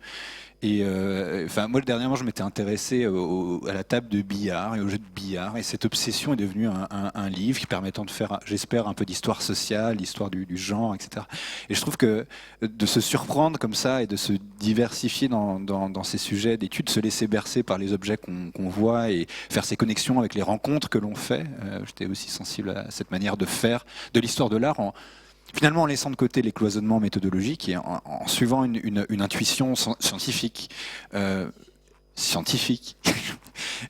Puisque là on arrive à j'imagine la création contemporaine, peut-être que je peux saisir la chose au vol. Elvan, tu t'es intéressé et puis je vois que leur tourne de toute manière. Tu t'es intéressé beaucoup à ces artistes qui, finalement, par leur œuvre même, ou même parfois universitairement parlant, pratiquent une forme d'histoire de l'art. C'est-à-dire d'artistes qui questionnent immédiatement les récits. Enfin, je pense aux années 80 de Fred Wilson, d'artistes comme ceux-là, qui sont d'ailleurs des artistes aujourd'hui fantastiques lorsqu'on enseigne l'histoire des musées ou l'histoire des structures ou de l'institution, qu'on veut faire comprendre ce qu'est une critique institutionnelle. Est-ce qu'il y a aujourd'hui, j'ai un peu sauté des chapitres de mon déroulé, du coup ça va paraître un peu incongru, mais quelles sont les pratiques aujourd'hui que tu observes, sur lesquelles tu travailles, que tu juges les plus intéressantes du point de vue de cet étalage de la multitude des récits, de la diversité des mémoires? Est-ce que tu peux nous dire un mot sur la création?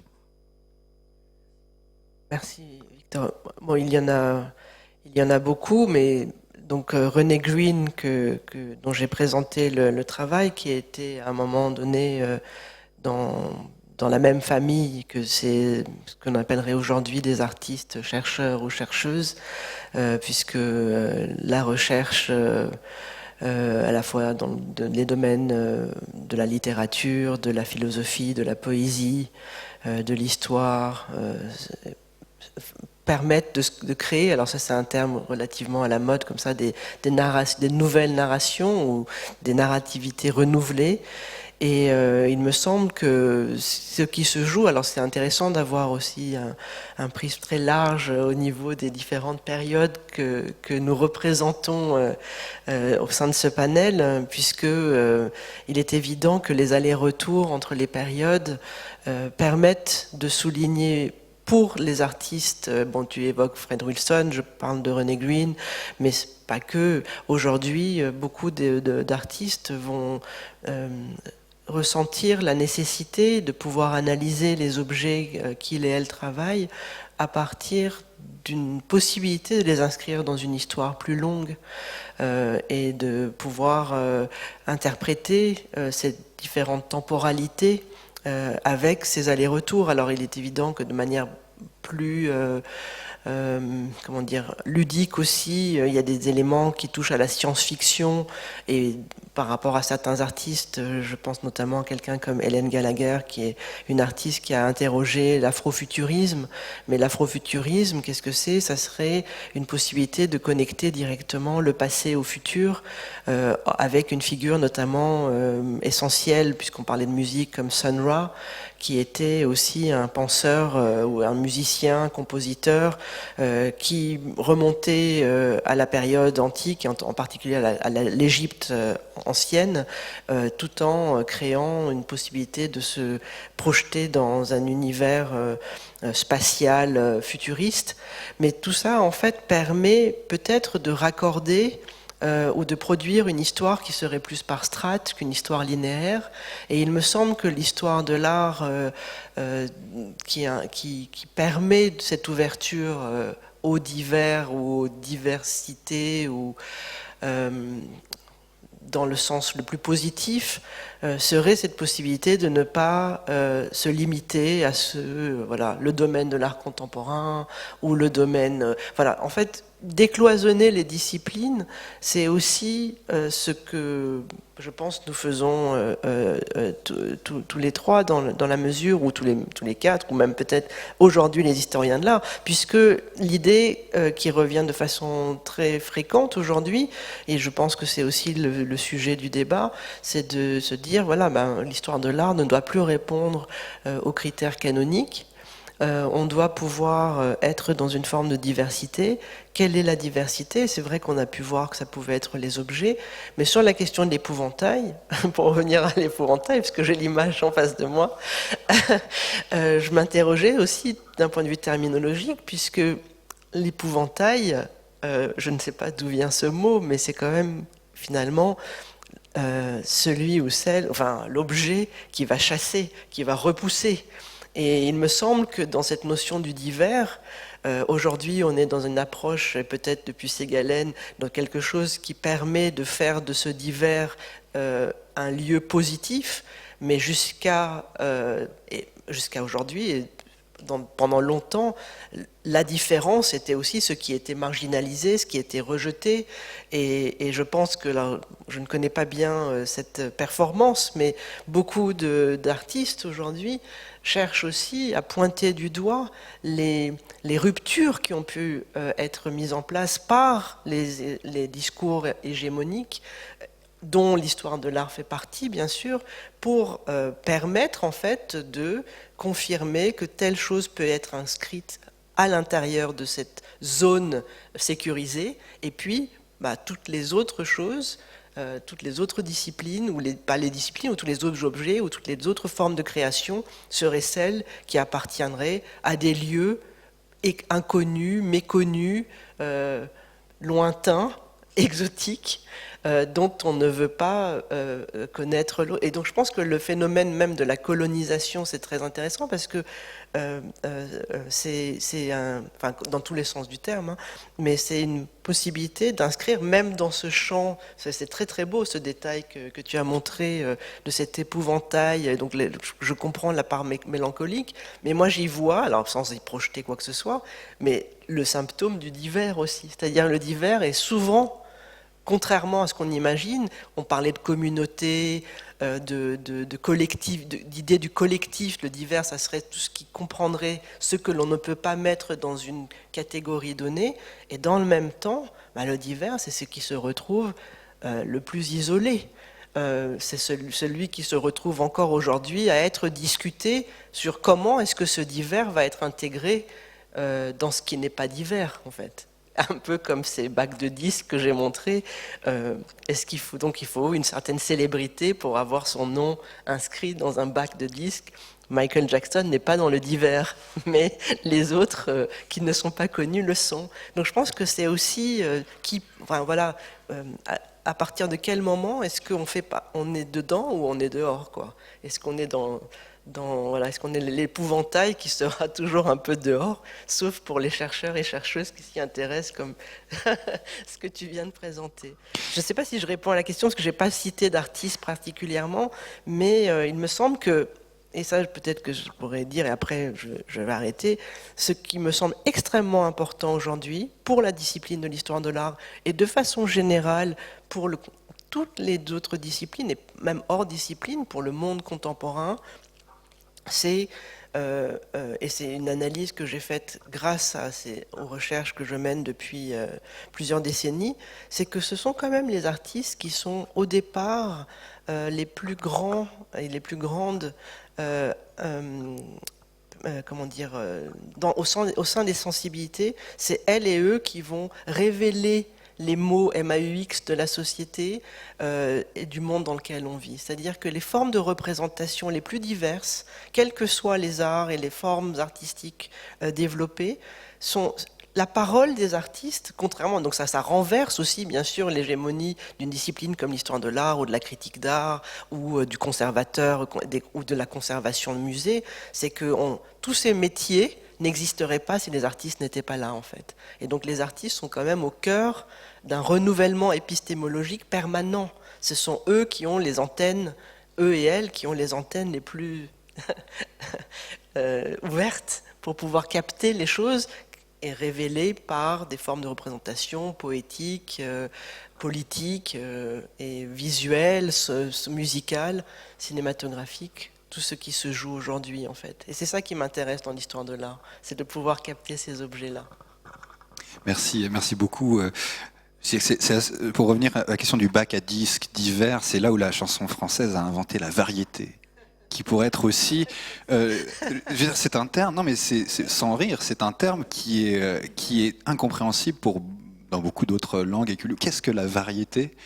Enfin, bon, bref, on va pas partir dans ce débat-là. Du reste, merci beaucoup. J'avais bien sûr des questions prévues sur centre, polycentrisme, marge, périphérie, mainstream, mais ce sera pour une autre fois. Je voulais savoir si on était passé au-delà de ce débat-là. C'est aussi un débat de médiévistes. Je pense à un article assez clé des années 70-80, Enrico Castelnuovo sur les centres et les périphéries, etc. Tous ces débats-là, je pense, ont avancé d'un stade depuis au moins 20 ans, si ce n'est plus. Mais on garde. Je vais simplement, tour de table, soit carte blanche, quelque chose que vous auriez vraiment voulu dire et que vous n'avez pas pu dire encore, ou alors je trouve une question piège absolument terrible et votre réponse devrait être comprimée. Noémie? Je reprends l'ordre. Je réagis sur deux choses. D'abord sur ce que tu disais par rapport aux artistes. Moi, je me souviens aussi quand on m'a dit, enfin la personne avec qui j'ai fait mon doctorat voulait m'engager, mais il me l'a pas dit directement. Il m'a dit, mais Noémie, c'est quoi qui t'intéresse dans l'histoire de l'art? J'avais répondu, c'est l'art. Et lui, je pense qu'il voulait une période, un truc. Et en fait, moi, j'avais dit, mais non, mais en fait, ce qui est intéressant, et j'ai l'impression, et j'ai toujours l'impression, des fois, un peu de tourner autour des artistes, des paroles, et de faire autre chose, mais quand même, de voir que l'énergie de force, elle est là. Donc, je pense que c'est bien. Vous en avez invité. Je pense que, enfin, en tout cas, moi, j'aime bien ces échanges avec ces gens, même si parfois, on parle vraiment pas la même langue. Mais c'est aussi chouette. Et puis juste sur cette histoire de centre et périphérie, moi, alors je pense que ça dépend beaucoup des disciplines et des périodes et tout ça, mais c'est vrai que moi, en tout cas dans mon travail, j'y crois pas trop à cette histoire de centre et de périphérie. Peut-être c'est parce que je suis en Suisse, donc je suis de toute façon déjà très périphérique, mais tout le monde pense quand même qu'ils sont au centre, et peut-être que quand même on est au centre un petit peu de quelque chose.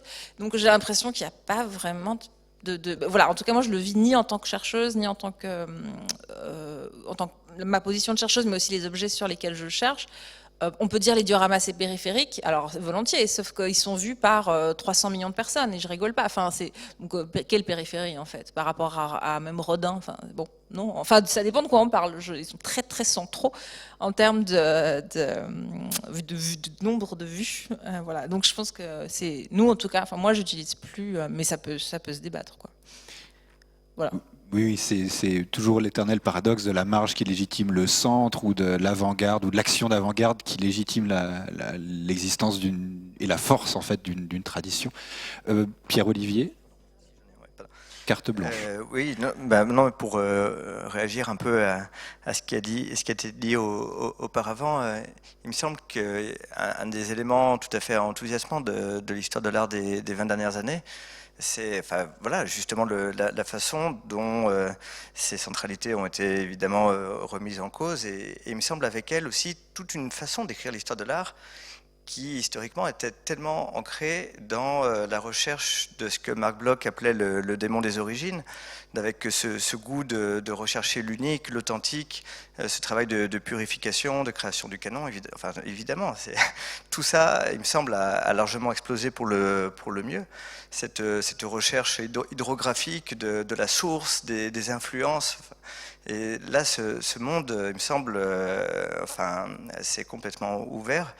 Pour penser, il me semble que ça a été dit mieux que par mes collègues, qu'on est aujourd'hui dans une approche de ces œuvres qui, pour le coup, laisse place à une diversité qui traverse toujours les objets.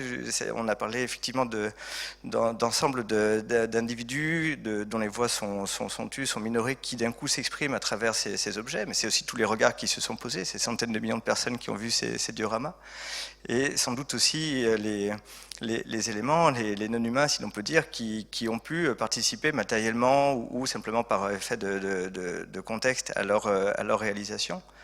Et en somme, de partir d'une recherche des origines, d'une recherche de l'authentique, pour penser que derrière toute œuvre, il y a un monde qui est divers, et qu'à l'inverse, ces œuvres-là ne sont pas des unicornes, mais elles-mêmes affectent le monde et toute sa diversité quand elles interviennent dans l'espace public ou dans l'espace privé. Il me semble que ça, c'est vraiment un des apports fondamentaux, je dirais, de l'histoire de l'art des 20 dernières années. Ouais. Merci. Est-ce que je peux ouvrir à la salle, ou Elvan, tu as quelque chose à dire? Je voulais juste, si, il faut ouvrir la salle impérativement, mais je voulais juste rebondir sur cette question puisque la musique a été au cœur depuis le début, la notion de polyphonie ou le polyrythmie, et j'ai beaucoup apprécié que tu aies choisi de parler de polyphonie à partir de l'ouvrage Sismographie des luttes, réplique. Donc on est aussi dans épicentre, avec la notion de polyphonie. Moi, il me semble que ce qui est important aussi par rapport à cette question, c'est de voir de quelle manière, dans la durée, les choses qui se disent avoir changé vont pouvoir l'être. C'est-à-dire que cette notion de divers ou de diversité, comment est-ce que structurellement, les institutions au sein desquelles il y a la nécessité de faire un panel comme ce soir, comment est-ce que réellement ces changements épistémologiques, méthodologiques vont pouvoir produire un nouvel espace de respiration qui ne soit pas uniquement lié à des crispations de claniques ou des situations qui seraient plus généreuses et plus planétaire, pour reprendre le terme de Glissant et que je mentionnais, ou de Chamoiseau, et ce terme de tout monde que tu as cité. Je pense que Glissant parlait de la relation, et pour lui c'est cette question de possibilité de façon horizontale aussi de pouvoir réunir un monde ou le monde en mettant de côté le divers ou la différence qui pourrait être discriminante. Voilà, mais il faut ouvrir à la salle, évidemment. Oui, ouvrons la salle, et merci d'avoir esquissé une réponse à la question que j'avais notée pour la fin, qui était: qu'est-ce qui pourrait être amélioré structurellement dans le champ disciplinaire que vous représentez pour obtenir davantage de cette diversité? Marie-Laure Moreau a la gentillesse de faire circuler un micro si vous avez questions à nos trois intervenants et intervenantes.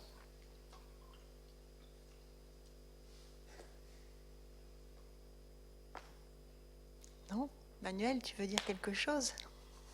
Ouais, non? Zaya? Non, je sais pas. C'est pas une obligation. Je me demandais en fait comment ça pouvait fonctionner vos trois propos, parce que je trouve qu'ils se distinguent quand même entre quelque chose qui vient affecter le présent, quand même. Je le sens dans ton travail, Elvan, par exemple. Il y avait beaucoup de retenue par rapport à ça, mais c'est plutôt quelque chose qui affecte le présent, cette question du divers. Et quelque chose qui nous apprend sur le présent d'un espace lointain. C'est vraiment... voilà, j'ai beaucoup apprécié ça. Et puis, j'ai été très touchée par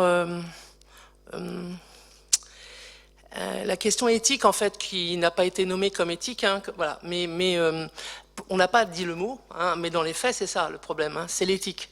C'est-à-dire comment, aujourd'hui, on appréhende cette question quand on touche à du vivant.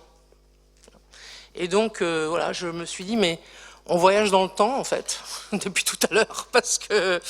Et je me suis demandé, voilà, je me suis dit, mais comment chacun d'entre vous entendiez l'autre? Parce que moi, je faisais des séparations, finalement. J'étais un peu obligée d'entendre trois propos distincts. Et heureusement, parce que je pense que vos pratiques et vos démarches sont singulières, voilà. Mais voilà, j'étais...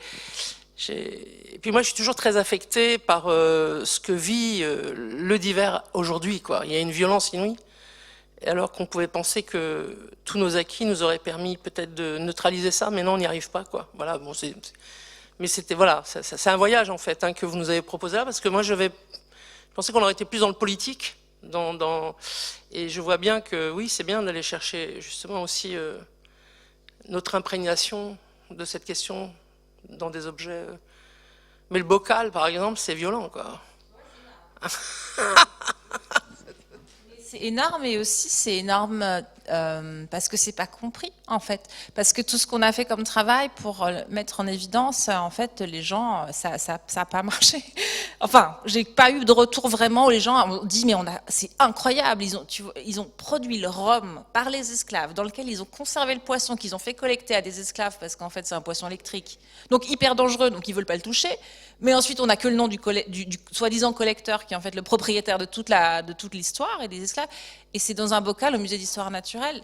Et après, on l'expose dans une exposition un peu critique, et les gens nous demandent pourquoi vous avez mis ce poisson. Donc c'est très difficile, c'est très violent, et c'est du politique incarné qu'on essaie de déplier avec en fait, moi, un peu d'échec, quoi.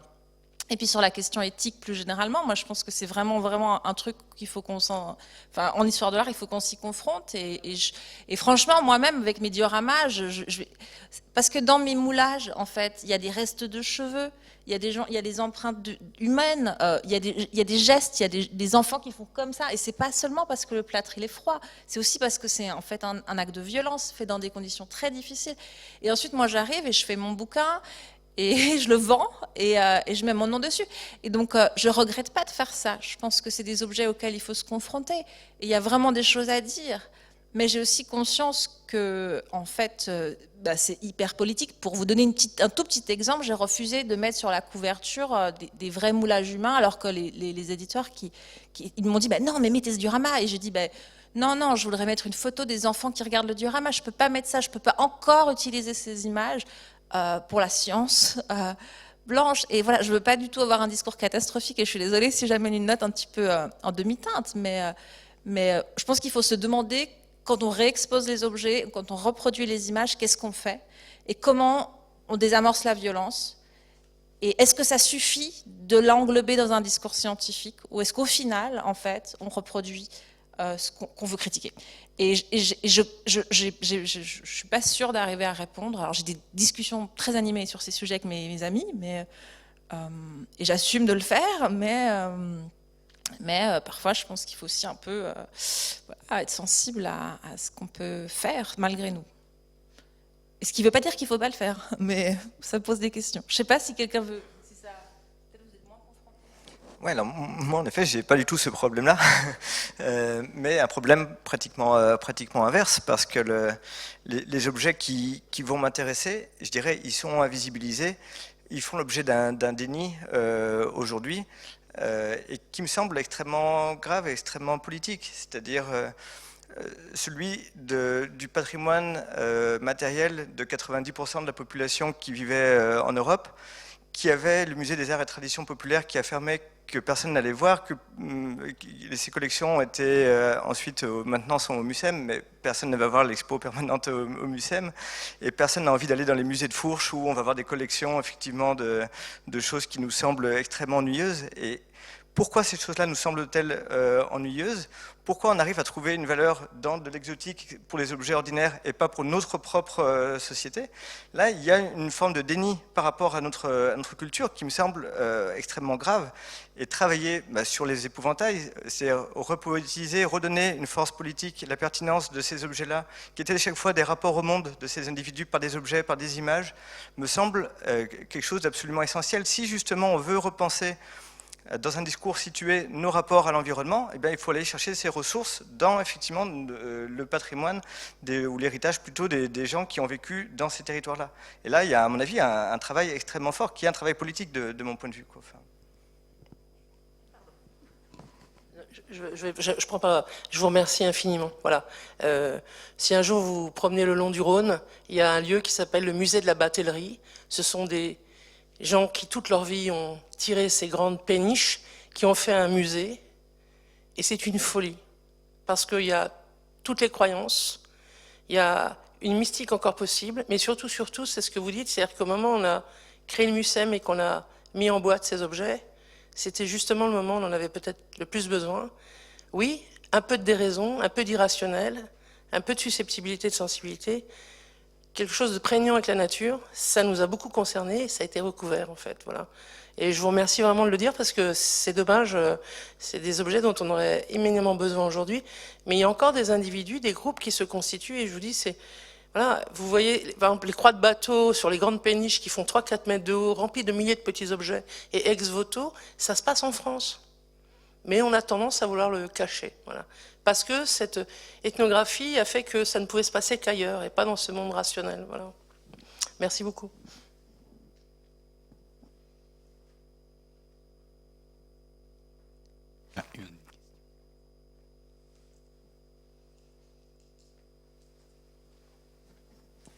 Bonjour, merci beaucoup pour cette présentation et la discussion que j'ai trouvée très, très intéressante. Je m'intéresse beaucoup sur cette question que Elvan vous avez évoquée sur plutôt que la nécessité des nouvelles histoires, mais que décloisonner des histoires. Et je me demandais un peu qu'est-ce qu'il faut faire ou qu'est-ce qui est déjà fait pour justement décloisonner des histoires. Par exemple, je pense à le Rijksmuseum qui met à côté de certains tableaux une histoire les sujets dans la peinture, mais aussi d'histoires vraies derrière. Voilà, c'est une esclave qui a travaillé beaucoup, donc il y a deux histoires juste à côté. L'un qui dit ce que on connaît et l'autre qui dit peut-être une histoire plus difficile, mais très vraie. Et je me demande qu'est-ce qu'on peut faire en tant que public, en tant que chercheur, en tant que pour décloisonner ces histoires.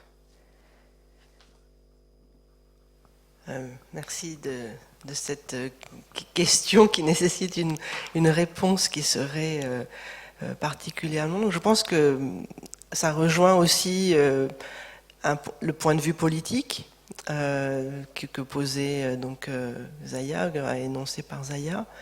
Et l'exemple que vous citez, parce que j'ai mentionné l'exposition Slavery, donc Rijksmuseum, qui là avait pris des objets de la collection dans un cadre, dans le cadre d'une présentation qui mettait en avant un peu dans ce que font des historiennes et des historiens de l'esclavage aujourd'hui, c'est-à-dire de donner une identité personnalisée les esclaves, femmes ou hommes, plutôt que de les inscrire dans un anonymat. D'ailleurs, beaucoup d'un point de vue même terminologique, au lieu de parler des esclaves, on va parler d'Africaines et d'Africains rendus, disons, prisonniers ou déportés ou devenus esclaves. Donc le terme d'esclave va être, puis ce livre-là qui vient de sortir permet, les mondes de l'esclavage permet aussi de réfléchir à l'échelle planétaire, en fait, la façon dont cette histoire de l'esclavage existe, mais au sein du musée, comme vous le dites, les cartels, et d'ailleurs c'est intéressant que ce soit aux Pays-Bas que ça a commencé, en fait, puisque déjà, il y a quelques années, je pense qu'il y a 5-6 ans, il y a eu l'idée de renommer les titres et par exemple d'effacer l'usage du mot mort, M-A-U-R-E, parce que c'était, ou alors la façon dont le terme de nègre, tel qu'il existe encore aujourd'hui, et qui se réfère par exemple à un grand mouvement littéraire de la négritude, comment est-ce qu'on utilise ce mot aujourd'hui quand il continue à être sur les cartels.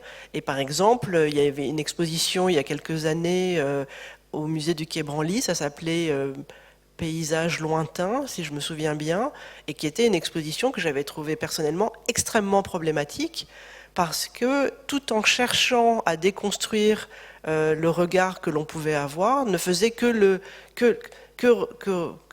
reconduire en fait ce regard, notamment sur la question de l'exotisme. Donc c'était un véritable échec d'un point de vue de ce que la recherche ou de ce que le musée pouvait mettre en avant. Mais quand vous dites qu'est-ce que l'on peut faire, il me semble que déjà prendre conscience. Alors moi je ne peux répondre à votre question qu'en tant qu'enseignante.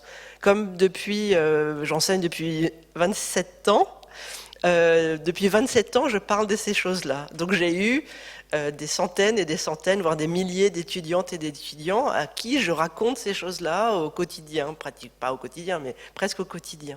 Et donc c'est aussi, et certaines me recontactent en me disant « Ah, merci, j'ai compris dans tel musée, dans tel lieu, j'ai pu voir que ce que vous nous disiez à tel moment, à partir de telle œuvre, et je fais des cours d'histoire de l'art contemporain, mais en faisant ces allers-retours qui me permettent justement de montrer à quel moment il y a des points de rupture. Et souvent, en fait, ce qui se joue, ces points de rupture, c'est toujours sur la façon dont l'historiographie existe dans tel et tel lieu, et où est produite cette historiographie. Mais même moi, en fait, chaque année, je renouvelle, ou j'apprends à partir des objets sur lesquels je travaille, et des étudiants et étudiantes et chercheuses avec lesquels je suis en contact, j'apprends une façon de regarder qui serait nécessairement plurielle et multiple, puisque chacune a une expérience. Et ce qui Zahia Rahmani évoquait la question de affecter le présent, il me semble qu'en effet, aujourd'hui, plus que jamais, une histoire qui se renouvelle, ne serait-ce que par rapport à des questions de guerre, à des questions de discrimination, à des questions politiques, à des questions de qu'est-ce qui va être privilégié aujourd'hui voilà, par exemple, on va évoquer... hier, il y avait un film qui passait sur Georgia O'Keeffe au Centre Pompidou. À aucun moment, la question, par exemple, du féminin n'a été utilisée en parlant. Tout le monde s'adressait au public en disant c'est un public masculin. Et Georgia O'Keeffe, parce qu'elle avait vécu dans le Nouveau-Mexique, était considérée comme une magicienne chamane. Mais à aucun moment, en fait, il n'a été question de ce que son travail en tant que femme, artiste, peintre, produisait comme disjonction esthétique, par exemple.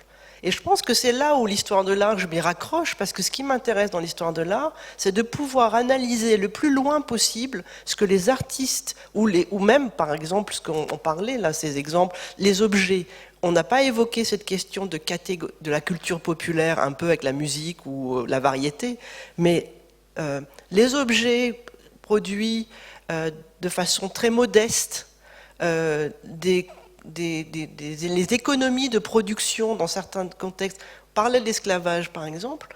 Il y avait des artistes, il y avait beaucoup d'artistes qui sont venus d'Afrique et qui sont devenus esclaves.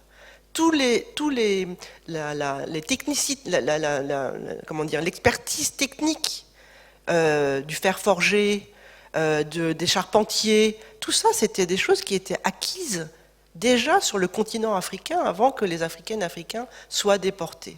Donc ça, c'est un élément qui est très important, qui a été totalement occulté. Et quand on regarde les maisons coloniales dans le sud des États-Unis, les balcons sont réalisés par les esclaves, par exemple. Et donc, qu'est-ce qu'il faut faire pour décloisonner? Tout simplement raconter ces histoires et y travailler. Alors, je ne sais pas ce que vous faites, vous, mais si vous êtes historienne de l'art ou travaillez dans le cadre des expositions ou des musées, peut-être faire, voilà, de toute manière, ça va, voilà, moi je dis que ça va prendre beaucoup de temps, mais il faut travailler en fait, et il faut le faire aussi avec générosité, avec ouverture, voilà, répondre à la discrimination en étant dans l'ouverture. C'est toujours ça qu'il faut faire. Je ne sais pas si j'ai répondu, mais voilà. Je vais devoir malheureusement abruptement mettre un terme à cet événement. Avant de, je voudrais juste comment conclure. C'est difficile. Je voulais simplement dire ou rappeler que par exemple la catégorie d'art noir proposée par Anne Lafont dans le numéro de critique, je voulais citer le nom d'Anne Lafont quand même parce qu'elle a aussi joué un rôle dans ce champ-là, et précisément une de ces catégories très ouvertes d'expériences partagées qui permettent ce décloisonnement. En tout cas, peut-être que, et c'est le signe aussi de la remarque de Zahia Rahmani, peut-être que ces trois contributions, ces trois micro-conférences, interventions nous ont désorientés, et que c'est peut-être ça aussi à quoi sert l'histoire de l'art, à nous désorienter, à nous disperser. Mais comme tu l'écris quelque part aussi, le dispersement, c'est aussi d'une certaine manière une forme de consolidation. Donc avons-nous répondu à la grande question? Je ne sais pas. En tout cas, on ressort enrichi de vos échanges. Merci à tous et toutes, et un merci aux équipes des manifestations, de la communication de l'INHA, et bien sûr à Maxime Grel et à Ulysse en régie. Et merci à vous trois enfin. Et à Victor aussi.